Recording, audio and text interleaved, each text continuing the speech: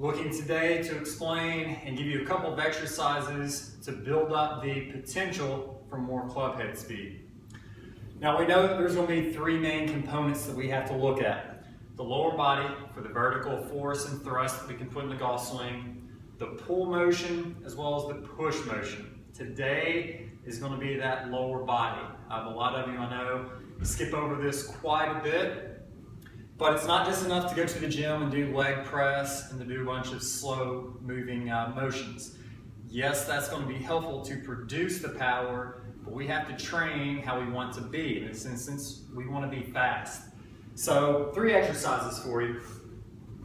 Very straightforward on the first, just a standard squat jump.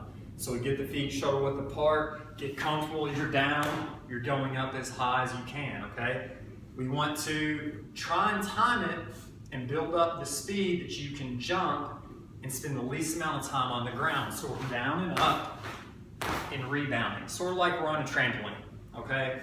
Typically 3 to 8 is a good number so that you don't get fatigued and break that down. Now the next one we can do is going to isolate over onto one leg. So we'll go on, we'll put one up. It's basically a lunge, and what we want to do is jump up as high as we can. And then obviously switching side. Again, 6 is typically a pretty good number. Now for the final one, we're going to do a seated squat jump. And what this is going to do is we destroy the stretch shorten cycle. So for every jump that I've done, there's been that elasticity of going down, building up, and trying to explode. We can't do it from this position, but we go from here, up, jump as high as we can. Now we're not looking about how fast we can do it, but in terms of just how high that we can jump. Same thing, try to go to 8 from there. So again, all this builds up and gives you the potential to swing fast. Just because someone can jump high, throw the ball far in a sit-up and throw or chest press, doesn't mean that they are a good golfer and can swing it fast. And that's where the kinematic sequence, proper mechanics all come into play.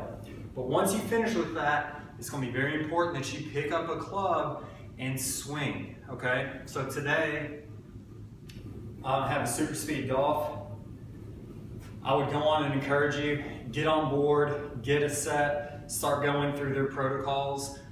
Extremely helpful to, again, teach a lot of you how to swing fast. I know that sounds silly, but again, every time I'm working with somebody and they go to hit one hard, they tense up, they hold their breath, and the speed actually drops on a lot of players. So what we're looking at doing is teaching you how to uncoil and use all that newfound strength and power. So again, this is just a light set, but to give you an idea, you'd want to get set up, you'd want to go back, go through, set it back up, rip it through, okay?